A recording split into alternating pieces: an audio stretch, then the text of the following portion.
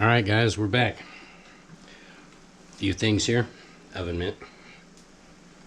We've got our bacon. We've got a dog. And we've got tongs. Do yourself a favor. Invest in a few sets. Multiple sets of tongs.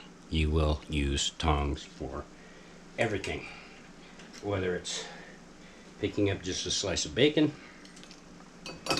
picking up bowls, hot pans. I don't want to slide it on the dog because it's the angle and where she's at, because of course she has to help cook. But anyways, after about it was about 12 minutes, we're taking our bacon out of our nuwave toaster oven here. And I did do it on bake. I could have done it on air fry for a little bit faster, but I don't know. Bake is just fun. When we do these on sheet pans, it's really easy to just scoop tons of bacon. Bear with me, like I said, I'm working with the dog.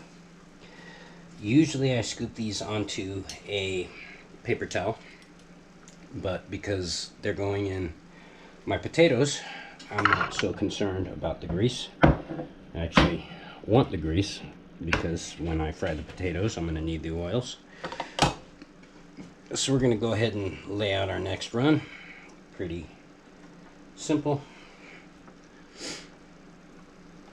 I guess I don't really need the oven mitt, but I'll keep it on because it'll remind me not to use this hand. One of the traditional cook tricks that you'll run into is the one-hand method, particularly when dealing with chicken and other meats.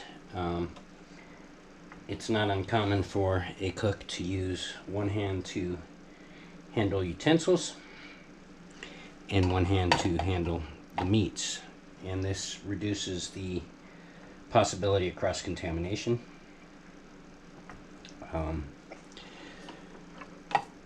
Which is actually a huge deal. Most cooks that I know anyways are chronic hand washers, as am I.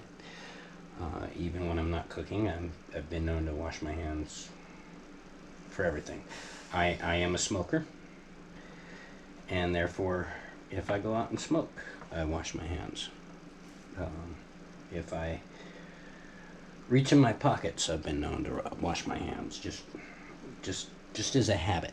In the kitchen, you want to wash your hands anytime your hands come in contact with an item of clothing, anytime your hands come in contact with a doorknob, basically any surface. It's a little different as a cook. Oh, here we go. Now, here's our interesting situation, right? We're down to 2 pieces of bacon and no place to put them.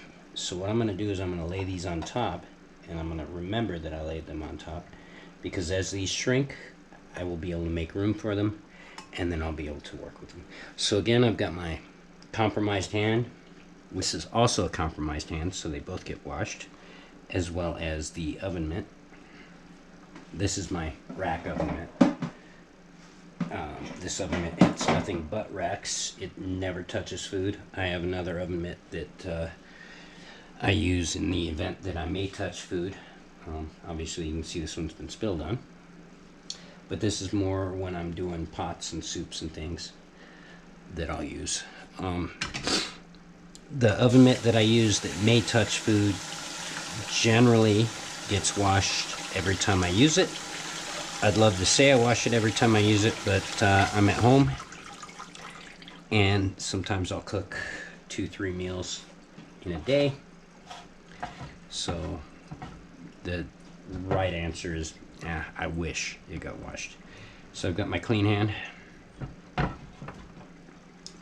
we're going to go ahead and toss that back in. I do not recommend grabbing the hot tray with your hand unless you're used to it. we're going to pop that in. We're going to make sure we're sitting at about 12 minutes. As you can see, our bacon, let me make sure that, yep, we've got a good view of the bacon. Let's try that. There we go. Our bacon has come out nice and crispy.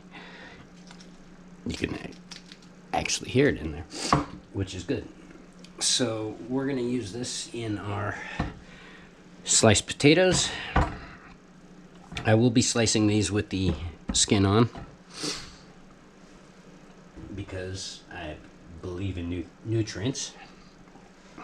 And our diced onion, and we'll be frying that up shortly. Other than that, you guys have a good afternoon, and we will see you soon.